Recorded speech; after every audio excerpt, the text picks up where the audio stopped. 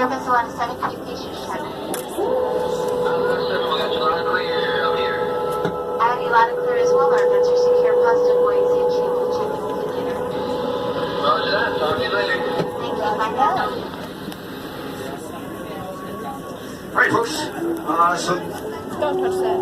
here we are at the bottom of the ocean. So welcome to the ocean floor, folks. Now, really quickly, I have to tell you guys which side of the submarine is which, because port side's got a pretty interesting view right now. But if you see me standing up, I am standing on the port side. All right, so if you guys are seated on this side of the sub, you're standing on the port side, all right? Or you're seated on the port side. Over my right shoulder here is a depth gauge. This tells us just how deep we are during any point of our dive, about 60 feet now. All right, if this is the port side, what does that make this side?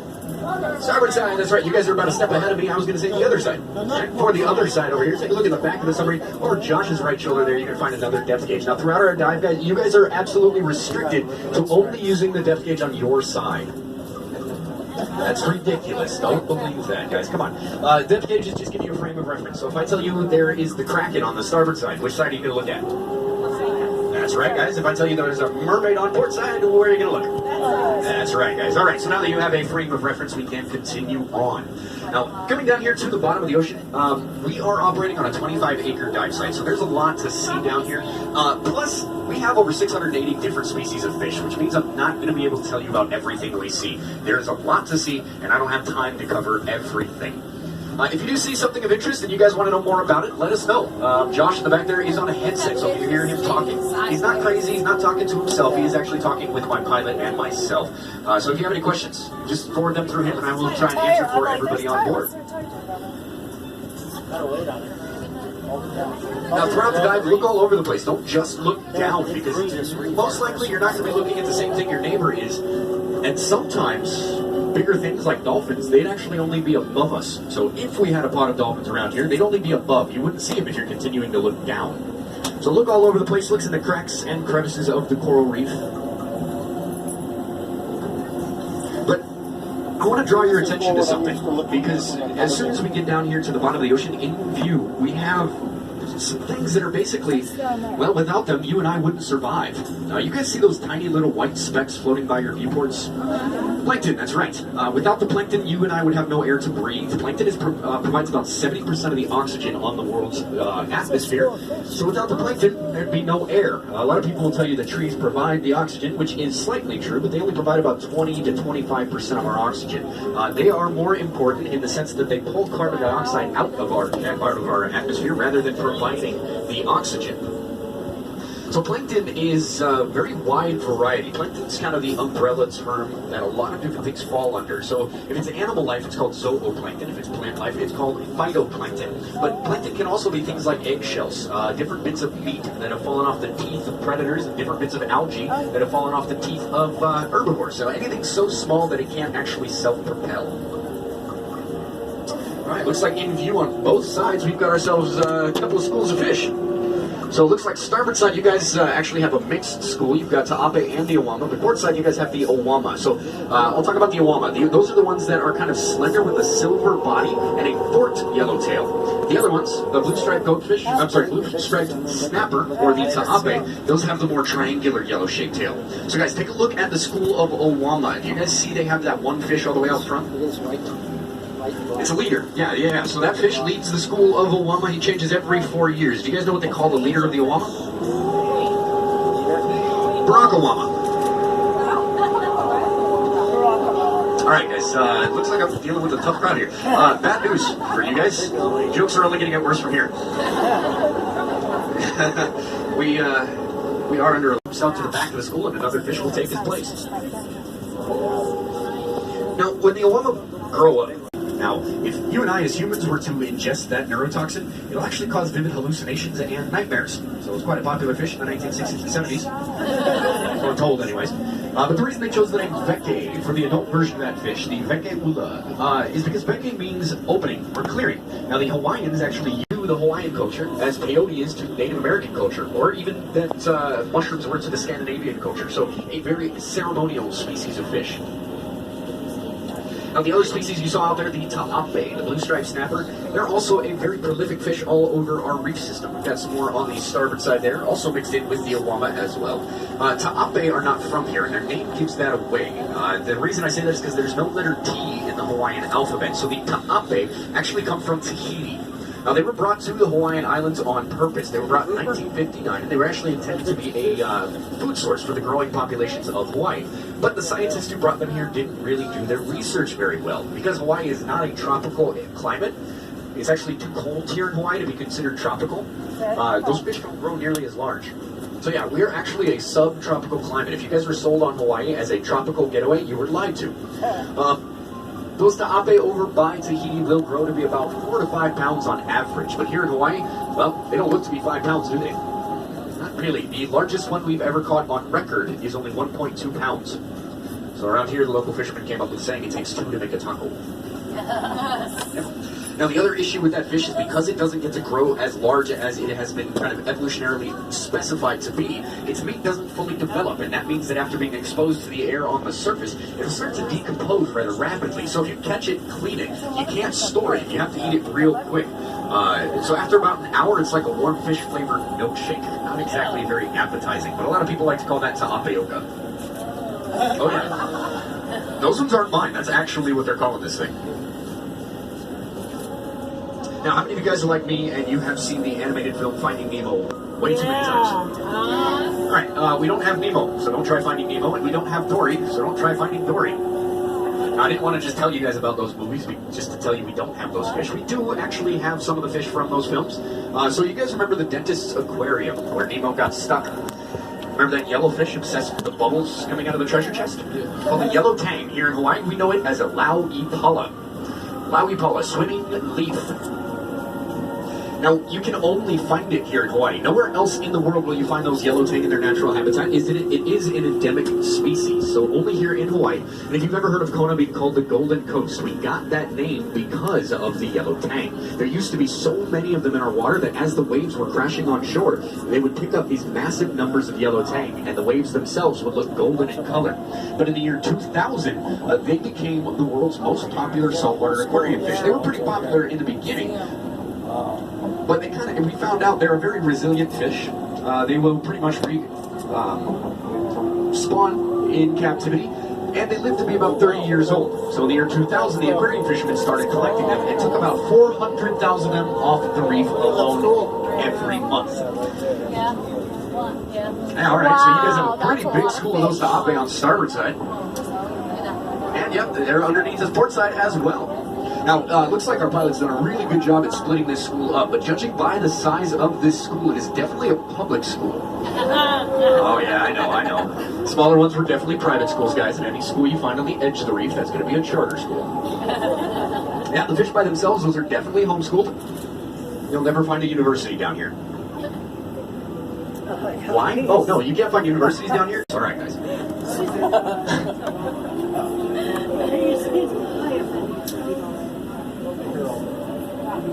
Now, I'm curious, do you guys actually know what coral reef is? We've got all kinds of answers. We've got alive, we've got mineral, we've got plant, we've got animal, we've got alien species. Yes, all right. How many of you guys are clueless and just want to say all of the above? How many of you guys are tired of me asking you questions and just want me to give you the answer? All right. It is all of the above. It is a very unique organism. It's just kind of a trick question, guys. The coral reef starts off as just an animal. So when it reproduces, it'll release these tiny little polyps into the water. Polyp is Latin for many small. So many small, tiny little creatures. The polyp is called Cnidaria. It's like a little tiny green jellyfish, about the size of a pin. About the size of a pinhead. So once that polyp is released into the water, it'll kind of float along until it finds a nice rocky substrate, latches onto that rocky area. Anything sturdy, really. Starts to secrete calcium carbonate, also known as limestone. That's the exoskeleton. So that's the part of the coral that you and I are seeing right now. It's what we have here in Hawaii is called hard, stony corals, and that's why it's rigid, not flowing with the ocean's current. So ours produces calcium carbonate as an exoskeleton. Now, once that is developed, there's an algae called zooxanthellae that actually builds up on the inside of the creature's tissue. So it's not an algae that lives with the creature, it's actually an algae that lives in the creature. So just like you and I have melanin in our skin that determines the color of our skin and the ability for our skin to defend against UV rays, this coral has an algae in its skin that determines its color and provides it with energy. So it uses the sun's light, just like plants do. Photosynthesis uses sunlight to break carbohydrates down into sugars, and that will then feed the animals. So they live symbiotically together, one producing oxygen and consuming carbon dioxide, whereas the other one is the exact opposite, consuming oxygen, producing carbon dioxide. Now, the majority of the fish we're seeing today, they are only eating an algae on the outside of the coral. They're not actually eating the coral itself. What you guys might not know, it looks very peaceful on the coral, but you're looking at a war zone. In 1 square foot of coral reef, there are more living organisms than any other ecosystem on the entire planet. So as far as individual bits of life, they're more densely packed inside coral reef than anywhere else in the world. Now, all of those tiny little creatures are trying to poke and sting each other. The more sunlight they have, the more food they can produce. They're all fighting over the sunlight. And the algae that grows on the outside of the coral will win every single time, smothering out the coral. So the fish that we see are actually grazing on that algae, allowing the coral to grow. So they also live very symbiotically with each other. It's a very, very sensitive balance for all of these fish. Now, the reason they need the coral is because the algae provides them their food, and the coral kind of grows these tiny little cracks and crevices that they can hide away from their larger predators. So not only do they depend on the coral for food, they depend on the coral for homes, for hiding places. And they're talking about that as natural algae. Okay, so real quick though, on both sides we've got a little bit of it, but do you guys see that stuff in between the coral reefs? Looks a lot like white sand. That's called white sand. Yeah. Really? Anybody ever heard of the parrotfish? The Uhupaluka-luka. Uhupaluka-luka in Hawaiian translated to English means the fish with the very loose bowels. Oh yeah, why do they call it that? Well, it's the only fish that eats the coral. So the parrotfish will take a really big bite right out of the coral reef, uses a beak to break it apart. Now, instead of having teeth, it has grinding plates. So basically it only has 2 very large molars, and those molars will grind up all that coral reef. Now, the exoskeleton, calcium carbonate, that stuff is the same stuff eggshells are made out of. It's actually the same stuff Tums are made out of too. So if you've ever had a stomachache and you've eaten Tums to settle that, you've eaten the exoskeleton of coral reef. And if you don't have Tums, clean off the eggshell before you eat it, but you can grind that up into a powder and eat that, and it does the exact same thing. Now, when the parrotfish eats the coral, it eats the animal and the plant, but it can't eat that calcium carbonate. So that limestone is not digested by the fish. Instead, it gets ground up into tiny little particles, passes through the south end of a northbound parrotfish. 4-letter word starts with S. Sand. That white sand you guys just saw, 90% of it here in Hawaii comes from the parrotfish. 90%. Not 19, not 9. 90%. One parrotfish can produce a pound of sand a day with lifetimes that span up to about 8 years. That is over 2,500 pounds of sand per fish. Not per species, not per school, but per fish. So just remember that next time you're enjoying yourself on a nice, warm, white, sandy beach. Digging your toes in that hot, sticky sand. Building up a sand castle, carrying your relative up to the neck in that sand. Maybe you got some sand in your food and drink, decided to keep on eating. Just remember where it came from, guys. Compliments of the parrotfish. 90% poo-poo-poo. So no matter what you do, sometimes sand happens.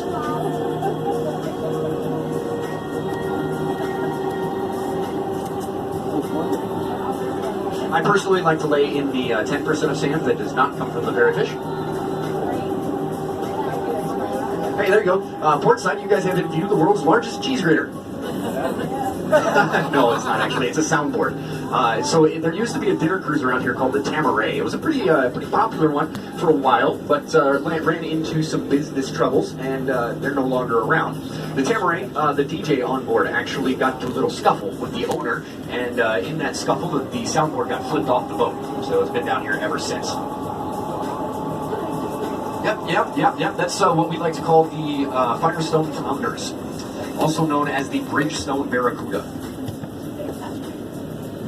All right, look, I know that one falls flat a lot, and I do get tired of that joke, but those tires are down here, and they are actually a part of the coral reef.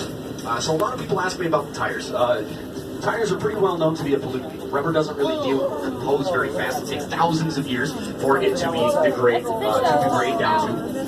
But the tires down here are a little different. Up on the surface, the air temperature will actually start to kind of melt the tires. The ambient air temperature will release rubber off of those tires and it pollutes the air. But down here, the temperatures are cold enough that they don't actually release those rubber molecules. So down here, they're sturdy enough that the fish actually really like to hide in them, and it's sturdy enough that the coral can latch on and start to grow. So tires at the bottom of the ocean are actually a really good supplement for a rocky substrate in order to kind of grow the area for the coral reef. So down at the bottom of the ocean, if they're here, we tend to leave them here. We don't want to put any more down here unless we need coral reef to grow.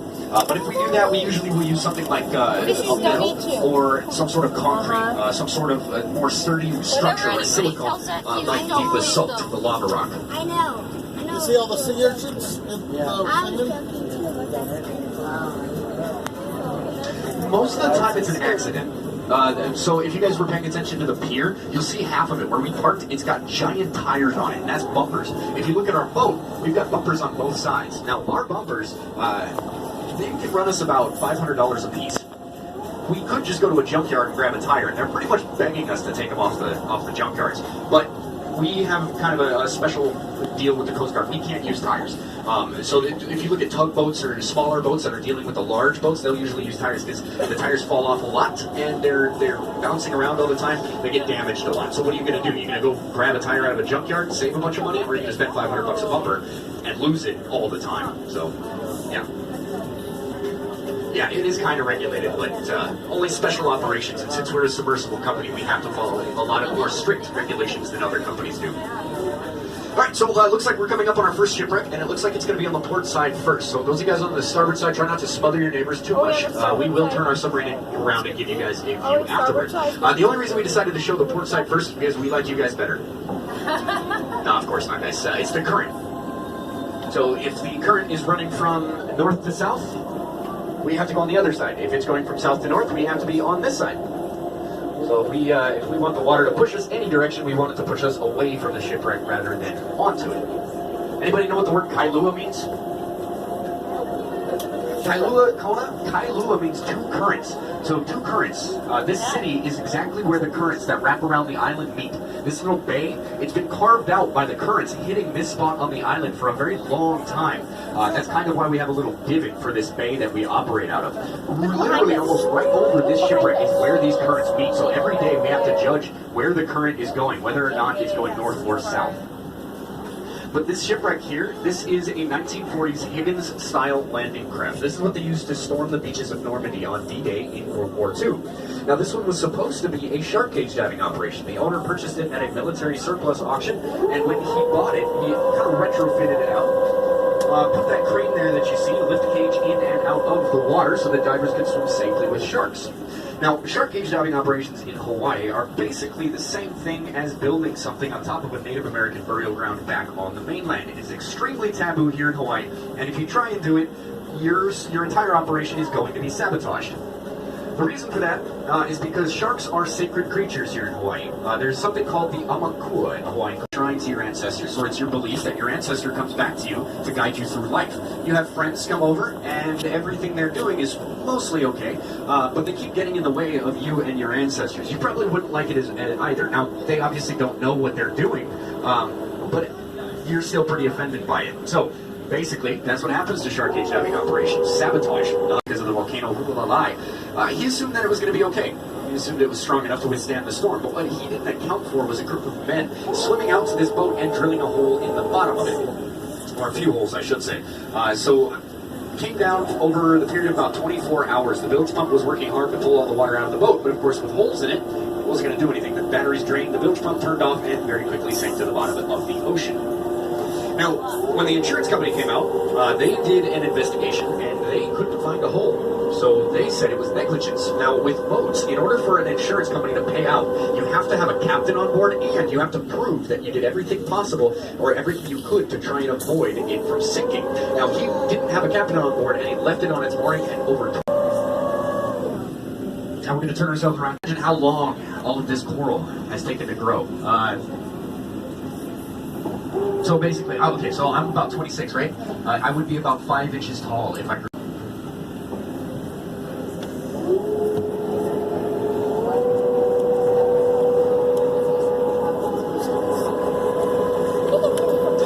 eyes out in this area for the parrotfish that I mentioned earlier. I do know of quite a few of those that live in this area. This is going to be the end of this And video. you're So most part likely going to two. see a lot of males first. The females are kind of hard to tell the difference between them and a lot of the other species, so it's hard for me to point them out to you guys.